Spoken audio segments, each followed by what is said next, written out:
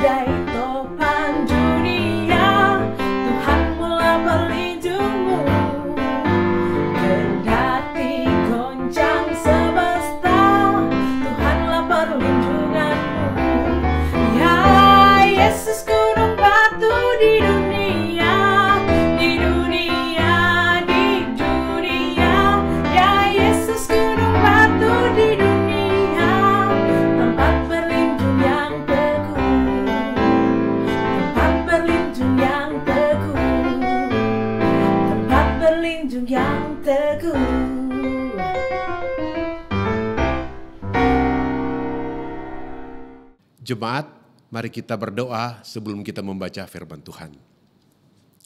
Ya Tuhan, Allah yang maha baik, yang kami sembah di dalam nama Tuhan Yesus. Kami bersyukur pada pagi hari ini kami boleh beribadah. Saatnya kami akan mendengarkan sebagian firman-Mu. Kami mohon Tuhan menolong kami yang lemah ini. Kami yang penuh dengan kelemahan dan dosa, biar Tuhan melayakkan kami. Supaya pembacaan firman Tuhan sebentar boleh menjadi berkat bagi jemaat, bagi kami sekalian yang akan mendengarnya. Di dalam nama Tuhan Yesus kami berdoa. Amin. Jemaat Tuhan, mari kita membaca di dalam Alkitab kita. Saya mengajak kita akan membaca di dalam kitab Pengkhotbah, pasalnya yang ketiga. Pengkhotbah pasal yang ketiga, pembacaan dari ayat 1 sampai yang ke-15. Tetapi pagi hari ini kita akan melihat saja 2 ayat yang akan kita bahas atau kita renungkan bersama pagi hari ini, yaitu di ayatnya yang pertama dan ayatnya yang ke-11. Untuk segala sesuatu ada masanya. Untuk apapun di bawah langit ada waktunya. Lalu di dalam pasalnya yang ketiga ayat 11 berbunyi demikian. Ia membuat segala sesuatu indah pada waktunya. Bahkan ia memberikan kekekalan dalam hati mereka. Tetapi manusia tidak dapat menyelami pekerjaan yang dilakukan Allah dari awal sampai pada akhir. Jemaat yang dikasihi Tuhan, mengawali renungan yang akan saya bawakan pada pagi hari ini, saya punya pengalaman yang cukup surprise. Beberapa waktu yang lalu ketika saya membaca email saya, ada satu email yang saya terima dari Presiden Direktur AirAsia, penerbangan yang cukup dikenal. Saya kaget, kenapa saya tidak pernah menerima email dari yang bersangkutan sebelum-sebelumnya. Apa yang disampaikan oleh CEO-nya, si Tony Fernandes itu? Dia mengatakan bahwa hampir 20 tahun yang lalu ketika dia memulai bisnis ini, dia begitu penuh antusias, tidak pernah membayangkan bahwa dia akan mengalami situasi yang sulit seperti sekarang. Saudara, saya menerima email ini bukan untuk membanggakan atau saya sudah kenal dia. Tidak. Tetapi yang menariknya apa? Dia berterus terang bahwa apa yang dialami pada saat sekarang ini betul-betul memukul perusahaannya. Kondisi ini sebetulnya yang kita alami sekarang ini. Akibat dari pandemi COVID-19. Hampir seluruh negara dalam keadaan yang darurat. Sendi-sendi kehidupan kita betul-betul berubah sekarang ini. Tidak perlu saya jelaskan lagi, semuanya kita mengalami hal tersebut. Sidang jemaat, Karena kita sudah semua sama tahu, dan kita sebagai orang Kristen, orang yang percaya, saya akan mengajak kita untuk merenungkan apa sikap yang patut kita ambil, atau bagaimana sikap kita sebagai orang percaya menghadapi situasi ini. Dan bagaimana kita bisa memuliakan Tuhan di tengah-tengah situasi ini. Ada beberapa catatan atau ada beberapa poin yang boleh saya sharingkan kepada saudara-saudara kepada pagi hari ini. Yang pertama, menghadapi situasi seperti ini, kita harus mengakui bahwa situasi ini sungguh-sungguh ada. Memang banyak dari kita yang tidak percaya. Ada yang mengatakan, kenapa masalah ini terjadi? Bahkan ada orang percaya mengatakan, Tuhan, kenapa kesulitan ini begitu besar? Sampai-sampai untuk beribadah saja kami tidak bisa berkumpul lagi. Jadi betul-betul ini situasi yang baru dirasakan. Tidak pernah terjadi sebelum-sebelumnya. Untuk kita yang hidup di zaman ini. Baru sekarang kita menghadapi. Tetapi kalau kita mau menerima kenyataan ini. Minimal itu bisa menghilangkan perasaan stres kita. Apalagi perasaan depresi kita. Kita tidak perlu mengeluh. Karena kita mengeluh itu bisa membuat kita makin merasakan dampak negatif daripada situasi saat ini. Itu yang pertama. Mari kita akui bahwa memang kita ada dalam situasi seperti yang sekarang ini. Hal yang kedua, tentunya kita tidak boleh berputus asa, apalagi kecil hati ketika kita berada dalam situasi ini. Di dalam Alkitab ada begitu banyak pesan Tuhan yang mengatakan kepada hamba-hambanya atau kepada orang-orang yang percaya supaya kita jangan kecil hati. Ada banyak ayat Alkitab. Joshua ketika dia menggantikan Musa, Tuhan mengatakan, kuatkanlah hatimu. Dari sedemikian ayat-ayat Alkitab yang mengatakan supaya kita jangan putus asa, saya akan mengambil dua ayat yang terdapat di dalam Amsal, yaitu yang pertama di dalam Amsal pasalnya yang ke-24. Mari kita baca bersama. Jika engkau tawar hati pada masa kesesakan, kecillah kekuatanmu. Ayat ini mengatakan bahwa dampak daripada orang yang kecil hati, kekuatannya bisa lenyap. Kalau kekuatan sudah lenyap, tidak ada semangat, akan susah kita menghadapi situasi yang normal pun kita akan susah. Apalagi situasi krisis seperti ini. Ayat kedua, kita masih boleh baca juga di dalam Amsal pasal yang ke-18, ayatnya yang ke-14. Orang yang bersemangat dapat menanggung penderitaannya. Tetapi siapa yang akan memulihkan semangat yang patah? Jadi memang semangat itu dibutuhkan. Bagi kita yang mungkin yang saat ini mulai merasa lemah, mari bangkitkan semangat kita. Jangan mengeluh. Ayat firman Tuhan yang kita sudah baca tadi mengatakan bahwa kalau kita bersemangat, kita diberikan kekuatan untuk menanggung penderitaan atau masa-masa sulit seperti sekarang ini. Hal yang ketiga, yakin bahwa Tuhan adalah yang berdaulat atas segala kehidupan apapun di muka bumi ini. Dan Dia selalu mempunyai rencana yang baik bagi setiap manusia, apalagi bagi setiap orang yang percaya. Tadi di dalam pembacaan Alkitab, dalam Pengkhotbah pasal 3 ayat 14, di situ dikatakan Allah berbuat demikian supaya manusia takut akan Dia. Jadi ada rencana yang indah dari setiap kesulitan, dari setiap krisis yang diizinkan Tuhan. Supaya manusia boleh alami. Ada satu ayat lagi yang sangat jelas yang diberikan oleh Tuhan kepada Musa ketika di dalam proses negosiasi dengan Firaun untuk membawa umat Israel keluar dari perbudakan Mesir. Kita boleh baca itu di dalam Keluaran pasal yang ke-9, ayatnya yang ke-16 berbunyi demikian. Akan tetapi, inilah sebabnya aku membiarkan engkau hidup, yakni supaya memperlihatkan kepadamu kekuatanku dan supaya namaku dimasyhurkan di seluruh bumi. Jadi Tuhan punya maksud. Dan maksud yang paling besar dari semua peristiwa ini supaya nama Tuhan dimuliakan atau dimasyhurkan ke seluruh bumi. Kita sebagai orang percaya tentu mengimani apa yang dikatakan oleh firman Tuhan ini. Karena dia tetap mengendalikan hidup kita ini. Dia juga yang mengendalikan krisis yang kita alami sekarang ini.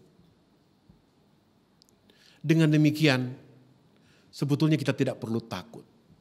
Karena dia yang akan menyelesaikan setiap krisis yang Tuhan izinkan dialami oleh kita sebagai orang yang percaya. Jadi yang ketiga tadi, kita ingat. Ada tujuan Tuhan supaya namanya dimasyhurkan, namanya dimuliakan di seluruh muka bumi ini. Mari kita bangkit. Saya mengajak, bangkitlah dari perasaan putus asa, dari perasaan ketakutan, dari perasaan tidak berdaya. Kita orang Kristen, kita percaya kita tidak dibiarkan oleh Tuhan. Maka oleh sebab itu, bagaimana kita supaya bangkit? Apa yang boleh kita lakukan ketika kita bangkit supaya bisa memuliakan Tuhan di tengah-tengah krisis ini? Ada beberapa hal yang saya ingin sharing. Yang pertama, kita ingat nasihat Rasul Paulus kepada jemaatnya yang di Kolose. Kolose pasal 3 ayat yang ke-5, Rasul Paulus mengatakan kepada jemaat di Kolose supaya mereka menggunakan waktu yang ada. Saudara-saudara, peristiwa yang kita alami ini kadang-kadang membuat kita berpikir atau kita takut. Jangan sampai waktu kita tinggal pendek. Nah, kita yang masih diberikan Tuhan untuk hidup sampai pada hari ini, mari kita gunakan waktu kita. Betul-betul kita optimalkan waktu yang Tuhan masih berikan kepada kita sampai saat ini, bahkan sampai kapan Tuhan mengizinkan. Caranya bagaimana? Yang pertama, ada banyak seruan-seruan yang disampaikan oleh Tuhan di dalam Alkitab. Pertama, kita banyak berdoa. Berdoa dengan tidak jemuh-jemuh.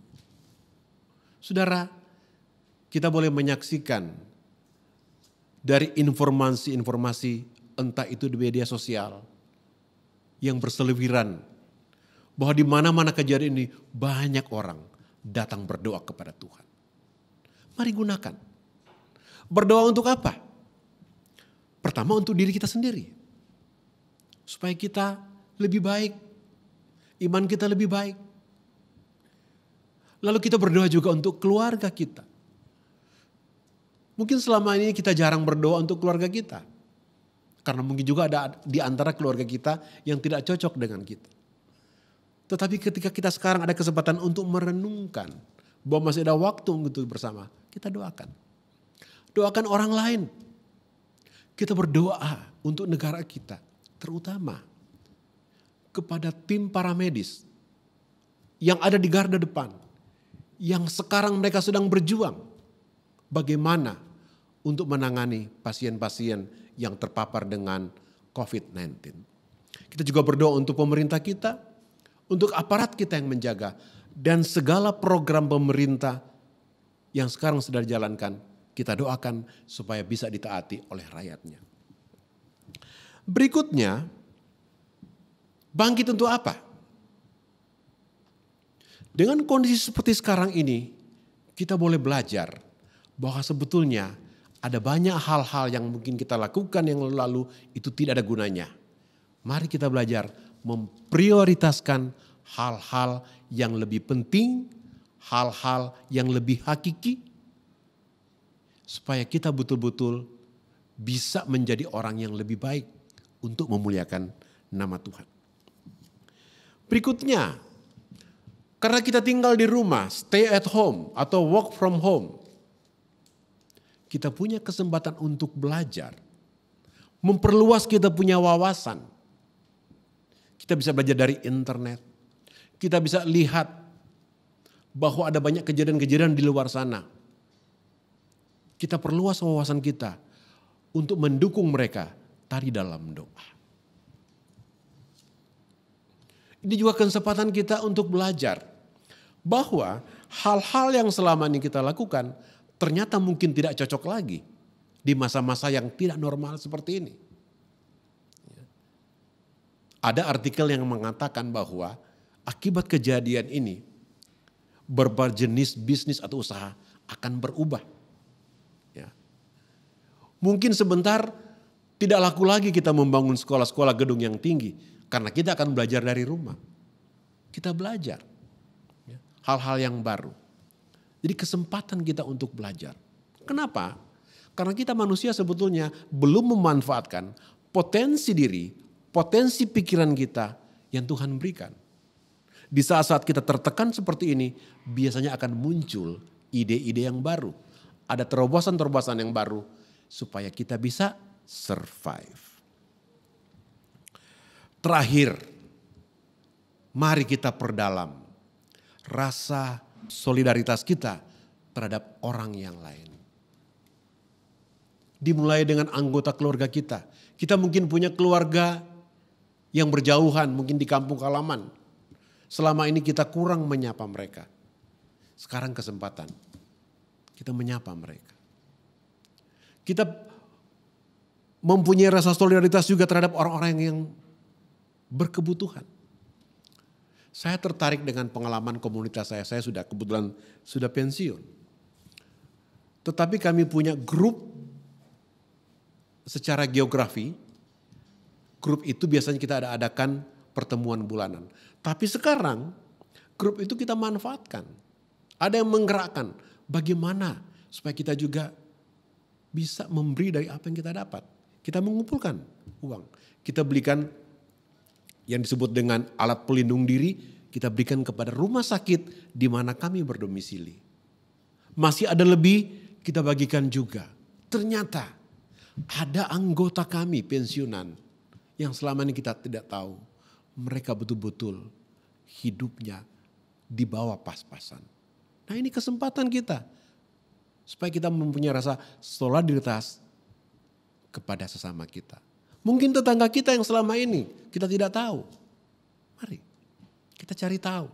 Ada banyak grup-grup WA. Kita gunakan, manfaatkan itu. Itulah kira-kiranya beberapa hal yang kita bisa lakukan. Semuanya ini untuk memuliakan nama Tuhan di tengah-tengah krisis yang sedang kita alami. Dan terakhir, jangan kita lupa janji dan jaminan Tuhan Yesus. Sebelum dia naik ke surga, sesudah dia bangkit, dia mengatakan dia akan menyertai kita sampai pada kesudahan alam. Matius 28 ayat 20. Tuhan memberkati saudara sekalian. Amin.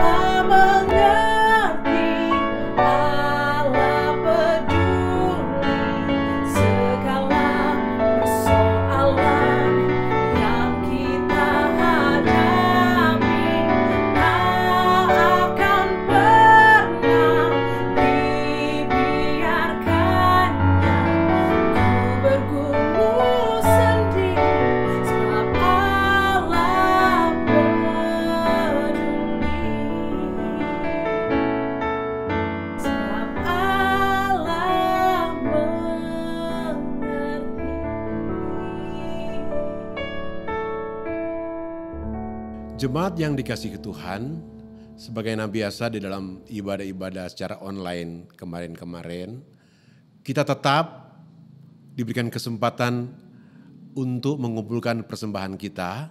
Seperti biasa, kita akan taruh di amplop, disimpan dulu, dan nanti kemudian kita akan bawa atau kumpulkan di dalam pertemuan ibadah kita ketika kita sudah akan melakukan ibadah di gereja. Nah, sebelum kita mengakhiri akan ibadah ini, mari kita nyanyikan sebuah pujian. Bless the Lord, oh my soul, worship His holy name. Sing like never before, oh my soul, I'll worship Your holy name. I'll worship Your holy name.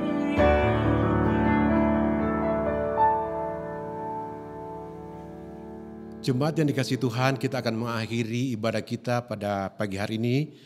Mari kita bangkit berdiri, kita akan tutup dengan doa dan terima berkat dari Tuhan. Kepada Tuhan yang Maha Pengasih, kami kembalikan pujian syukur pada pagi hari ini. Karena Tuhan mengizinkan kami untuk boleh beribadah kepadamu Tuhan.